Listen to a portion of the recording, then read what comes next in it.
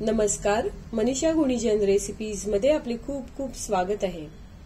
आजच्या रेसिपीमध्ये आपण मार्गशीर्ष गुरुवार निमित्त कांदा लसूण न घालता नैवेद्याचं ताट बनवलंय। आजच्या नैवेद्याच्या ताटामध्ये आपण मऊ लुसलुशीत अशी पुरणपोळी बनवली, तसेच आज आपण कटाची आमटी बनवली आहे, बटाट्याची सुकी भाजी बनवली आहे, कोथिंबीरची कुरकुरीत अशी भजी बनवली आहे, हिरवी मिरची तळून घेतलेली आहे, गोड वरण बनवलंय, मऊ लुसलुशीत भात बनवलाय आणि पोळी बरोबर खाण्यासाठी आपण इथे दूध सुद्धा नैवेद्याच्या ताटात वाढलेलं आहे। चला तर बघूया आजच्या नैवेद्याच्या ताटामध्ये बनवलेल्या सर्व पदार्थांसाठी लागणारं साहित्य। पुरणपोळी बनवण्यासाठी आपण इथे अर्धा किलो चण्याची डाळ घेतली आहे। चण्याची डाळ आपण निवडून घेतली आहे आणि स्वच्छ धुवून घेतलेली आहे। चण्याची डाळ आपण कुकरमध्ये शिजवून घेणार आहोत। कुकरमध्ये पाणी घालून घ्यायचंय, चण्याच्या डाळीपेक्षा दुप्पट पाणी घालून घ्यायचंय। 1 चमचा तेल घालायचंय, अर्धा छोटा चमचा हळद घालायची आहे, चवीसाठी मीठ घालायचंय। समजा तुम्ही 2 वाट्या डाळ घेतली तर 4 वाट्या पाणी घालायचंय। आता कुकर आपण गॅसवर ठेवूया आणि मध्यम आचेवर कुकरच्या 3 शिट्ट्या करून घेऊया। कुकरच्या 3 शिट्ट्या झालेल्या आहेत, कुकर थंड सुद्धा झालेला आहे। आता आपण कुकर खोलूया। डाळ छान शिजली आहे बघा। आपण कटाची आमटी करणार आहोत म्हणून आपण गॅस चालू केलाय आणि कुकर गॅसवर ठेवलेला आहे। यामध्ये अजून 1 वाटी पाणी घालून घ्यायचंय। शिजलेल्या डाळीमध्ये 1 वाटी पाणी घातल्यानंतर 5 ते 10 मिनिटं ही शिजलेली डाळ गॅसवरच ठेवायची आहे आणि एक चांगला उकळा येऊ द्यायचा आहे। शिजून घेतलेल्या चणा डाळीला छान उकळ आलेली आहे। आता आपण गॅस बंद करूया आणि ही शिजून घेतलेली डाळ चाळणीवर निथळत ठेवूया। शिजून घेतलेली चणा डाळ चाळणीवर निथळून घेण्यासाठी आपण खाली इथे पातेलं ठेवलेले आहे। पातेल्यावर चाळण ठेवलेली आहे आणि त्यामध्ये शिजलेली डाळ ओतून घ्यायची आहे। शिजलेल्या डाळीतलं पाणी पूर्णपणे निथळेपर्यंत डाळ चाळणीमध्येच ठेवायची आहे। शिजून घेतलेल्या डाळीतलं पाणी पूर्णपणे निथळलेलं आहे। आता शिजून घेतलेली ही डाळ आपण ज्या भांड्यामध्ये पुरण बनवणार आहोत त्यामध्ये चमच्यानी डाळ थोडी घोटून घ्यायची आहे। आता ह्यामध्ये अर्धा किलो बारीक चिरलेला गूळ घालून घ्यायचा आहे। गूळ सुद्धा डाळीमध्ये चांगला मिक्स करून घ्यायचा आहे। आता हे भांडं आपण गॅसवर ठेवूया आणि मंद आचेवर पुरण चांगलं शिजून घेऊया। गॅस चालू करून गॅसवर आपण पुरणाचे भांडं ठेवलेले आहे। मंद आचेवर पुरण सतत परतत राहायचंय। शिजून घेतलेल्या चण्याच्या डाळीतलं गूळ पूर्णपणे वितळलेलं आहे आणि पुरण पातळ झालेलं आहे। आता हे थोड्या वेळातच घट्ट होऊ लागेल। मध्ये मध्ये सतत हे ढवळत राहायचंय, नाहीतर पुरण खाली लागण्याची शक्यता असते। पुरण चांगलं घट्ट झालेलं आहे। आता या घट्ट झालेल्या पुरणामध्ये अर्धा चमचा वेलची पूड आणि अर्धा चमचा जायफळ पूड घालायची आहे। 1 चमचा तूप घालायचंय, म्हणजे पुरणाला छान चव येते। सर्व चांगलं एकजीव करून घ्यायचंय। पुरणपोळीसाठी लागणारं पुरण छान घट्टसर तयार झालेलं आहे। आता आपण गॅस बंद करूया आणि पुरण थोडंसं कोमट असताना चाळणीवर चांगलं वाटून घेऊया। पुरण वाटून घेण्यासाठी आपण इथे पुरणाची चाळण घेतलेली आहे। थोडं कोमट असतानाच पुरण वाटून घ्यायचंय। तेलाच्या साहाय्याने चाळणीवर पुरण असं फिरवत जायचंय। अशाच प्रकारे आपण सर्व पुरण वाटून घेऊया। पुरणाच्या चाळणीच्या साहाय्याने आपण पुरण चांगलं मऊसूद असं वाटून घेतलेलं आहे। पुरणपोळी करायच्या आदल्या दिवशी तुम्ही हे पुरण करून ठेवलं तरी चालेल। आपलं पुरण छान तयार झालेलं आहे। पुरणपोळीसाठी आपल्याला पीठ मळून घ्यायला लागेल। त्यासाठी आपण इथे 2.5 वाट्या मैदा घेतलेला आहे, 1 वाटी गव्हाचं पीठ घेतलंय, अर्धा वाटी तेल घेतलेलं आहे, चवीनुसार मीठ घेतलंय। पुरणपोळीचं पीठ मळताना आपण हळद घालतो, तर आज आपण हळदीच्या ऐवजी आपण इथे 10 ते 12 केशरच्या काड्या पाण्यामध्ये भिजत घातलेल्या. पीठ मळण्यासाठी हे केशर भिजत घातलेलं आहे ते या पाण्यामध्ये घालून घेते. केशर घातल्यामुळे पोळीला एक छान सुगंध पण येतो आणि पोळीचा रंग सुद्धा छान येतो. केशर घालणे हे पूर्णपणे ऑप्शनल आहे. चाळणीने आपण मैदा चाळून घेऊया. 1 वाटी गव्हाचं पीठ घालूया. चवीनुसार मीठ घालून घेऊया. थोडं थोडं पाणी घालत पीठ सैलसर असं मळून घ्यायचंय. पुरणपोळीसाठी लागणारं पीठ आपण सैलसर असं मळून घेतलेलं आहे. आता त्यामध्ये हे अर्धा वाटी तेल थोडं थोडं घालत पीठ चांगलं मळून घ्यायचंय.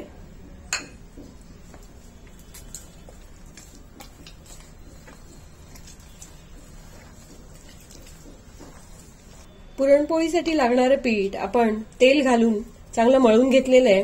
आता हे मळून घेतलेलं पीठ अर्धा तासासाठी झाकून ठेवायचं किंवा पुरण तयार होईपर्यंत झाकून ठेवायचं. पुरणपोळीसाठी मळून घेतलेलं पीठ झाकून ठेवून अर्धा तास झालेलं आहे. मळलेलं पीठ पुन्हा एकदा चांगलं एकजीव करून घेऊया. इथे आपण बनवून घेतलेल्या पुरणाचे एकसमान गोळे करून घेतलेले आहेत. पुरणाच्या गोळ्यापेक्षा आपल्याला पिठाचं प्रमाण कमी घ्यायचंय. पुरणाच्या गोळ्यापेक्षा अर्ध पीठ घ्यायचंय. पोळी लाटण्यासाठी आपण इथे तांदळाचं पीठ घेतलेलं आहे. त्यामध्ये पिठाचा गोळा बुडवून घ्यायचा. एक साईडने बुडवून घ्यायचा आहे. पिठाच्या गोळ्याला वाटीचा आकार द्यायचा आहे. कडेकडेनी दाबत जात वाटीचा आकार द्यायचा आहे. पिठाच्या गोळ्याला वाटीचा आकार दिलाय त्यामध्ये पुरणाचा गोळा भरत जायचा आहे. बोटाच्या साह्याने घट्टसर दाबत असा पुरणाचा गोळा भरून घ्यायचा आहे. अशा प्रकारे पुरणपोळीसाठी गोळे तयार करून घ्यायचे. अशा प्रकारे सर्व गोळे बनवून घेतले आणि ओल्या कपड्याखाली झाकून ठेवले तरी चालते. आता आपण पोळी लाटून घेऊया. पुरणपोळीसाठी तयार करून घेतलेला गोळा तांदळाच्या पिठामध्ये दोन्ही बाजूनी घट्टसर असा दाबून घ्यायचा आहे. पोलपाटावर तांदळाचं पीठ पसरवून घ्यायचंय आणि कडेकडेनी पोळी लाटत जायची आहे.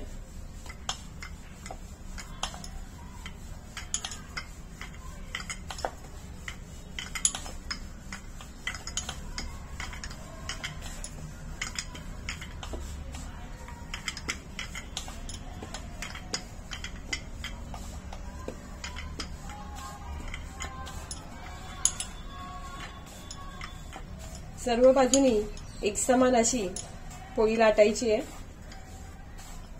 अशा प्रकारे एकसमान पोळी लाटून घ्यायची आहे. आता ही लाटून घेतलेली पोळी आपण शेकून घेऊया. लाटून घेतलेली पोळी गरम केलेल्या तव्यावर घालून घेऊया. मध्यम आचेवर पोळ्या चांगल्या शेकून घ्यायच्या आहेत. पोळी भाजताना पोळीवर असे छोटे छोटे बबल्स आल्यावर पोळी हलक्या हाताने पलटी करून घ्यायची.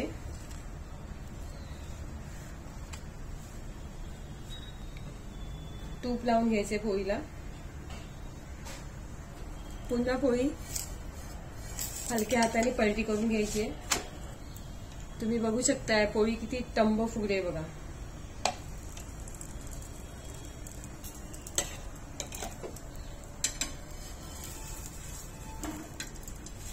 हलक्या हाताने पोळी पलटी करून घ्यायची आहे.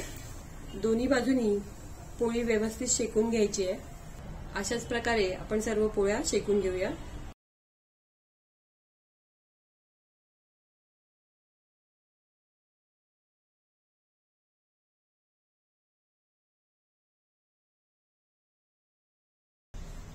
सर्व पुरणपोळी आपण लाटून आणि शेकून घेतलेल्या आहे.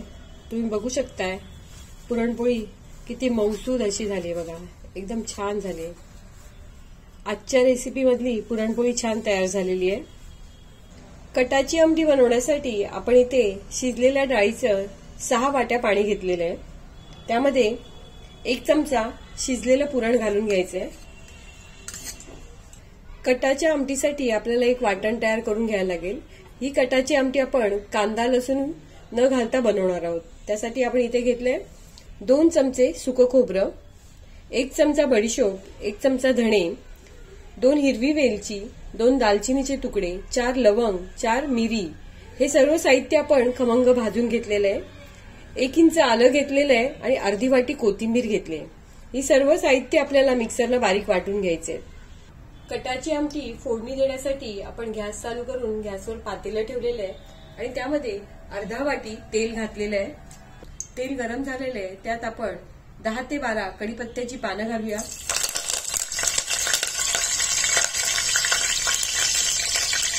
अर्धा चमचा हिंग घालूया.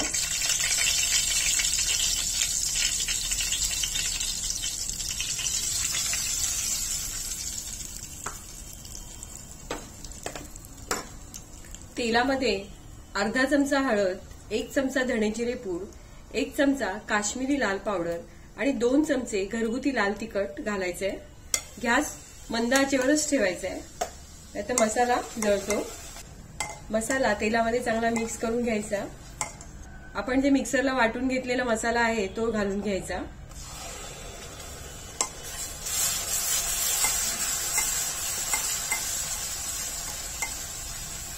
मिक्सरला वाटून घेतलेला मसाला तेलामध्ये आणि मसाल्यामध्ये चांगला परतून घ्यायचा आहे. मसाला तेलामध्ये 1 मिनिट परतल्यानंतर आता यामध्ये शिजलेल्या डाळीचं पाणी घालून घ्यायचं. चवीनुसार मीठ घालून घ्यायचंय. आपण डाळ शिजताना सुद्धा थोडं मीठ घातलं होतं, त्याप्रमाणे मीठ घालून घ्यायचंय. आता ही आमटी चांगली उकळून घ्यायची आहे. कटाची आमटी छान उकळलेली आहे. मसाला आपण तेलामध्ये चांगला परतून घेतल्यामुळे छान तरी आली आहे बघा, मस्त तरी आली. आता आमटीमध्ये आपण बारीक चिरलेली कोथिंबीर घालूया.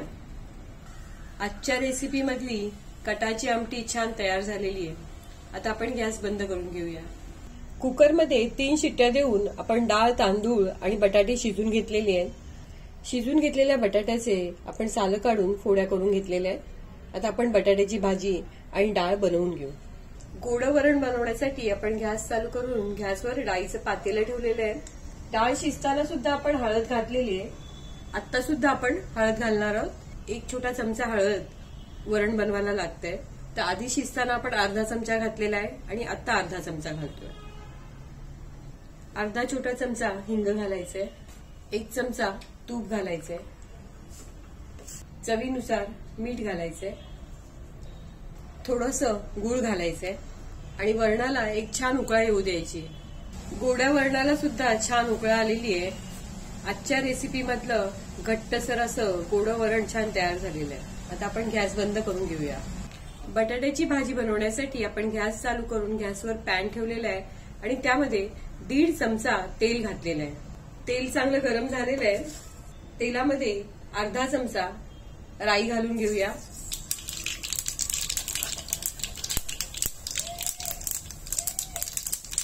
राई तडतडल्यावर अर्धा चमचा जिरं घालून घेऊया.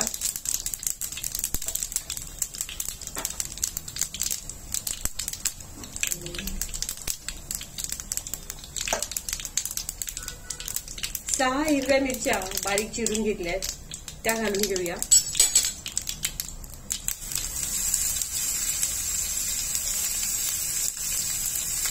दहा ते 12 कढीपत्त्याची पानं घेतली, ती सुद्धा घालून घेतली आपण.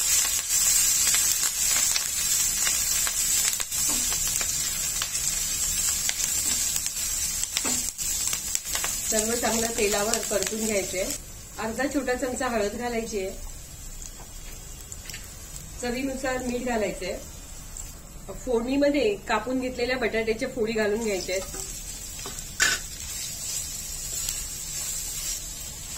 बटाट्याच्या फोडी फोडणीमध्ये चांगल्या एकजीव करून घ्यायच्या.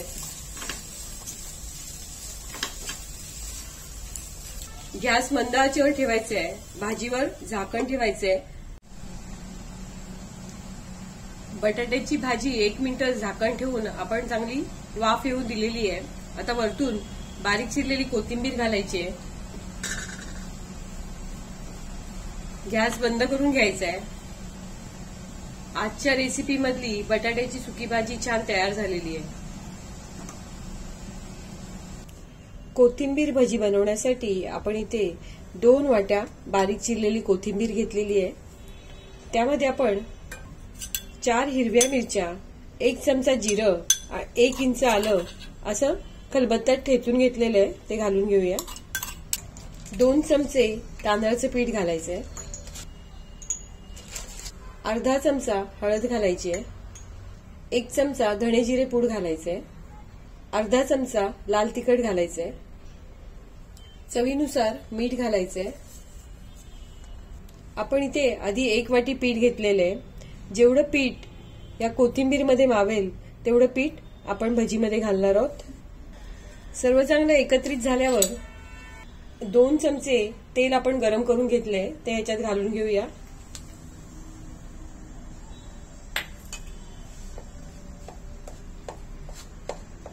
तेल घातल्यानंतर परत एकदा सर्व चांगलं एकजीव करून घ्यायचंय.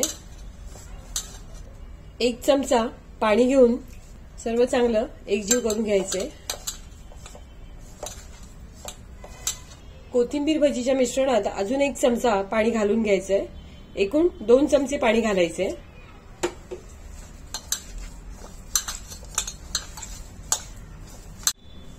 कोथिंबीर भजीसाठी लागणारं बॅटर असं थोडंसं घट्टसरच भिजवायचंय. तुम्हाला हवा असल्यास तर यामध्ये तुम्ही खायचा सोडा सुद्धा थोडासा घालू शकताय. आता ही भजी आपण लगेचच तळून घ्यायची आहे. कोथिंबीर भजी तळून घेण्यासाठी आपण गॅस चालू करून गॅसवर कढईत तेल गरम करून घेतलंय. त्यामध्ये आता कोथिंबीर भजी घालून घेऊया.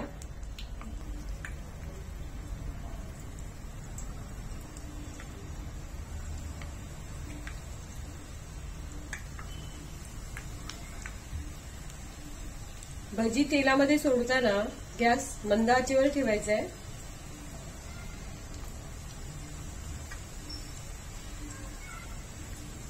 भजी तेलात सोडून झाल्यानंतर गॅस मध्यम आचेवर ठेवायचा आहे आणि तेलात घातलेली भजी पलटी करून घ्यायची आहे.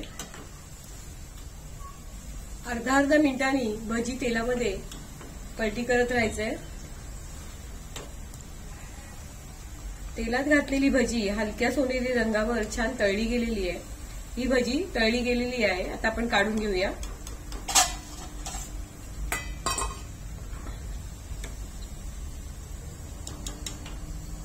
आणि अशाच प्रकारे सर्व भजी तळून घेऊया.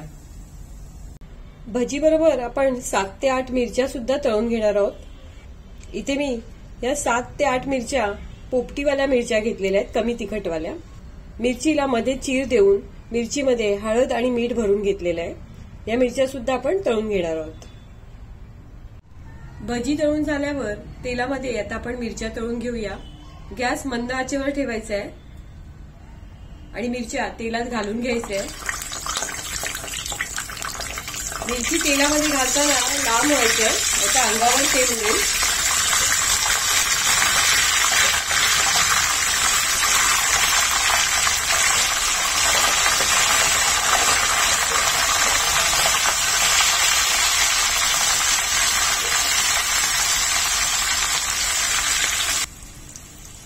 मिरच्या सुद्धा हलक्या सोनेरी रंगावर तळून घ्यायच्या.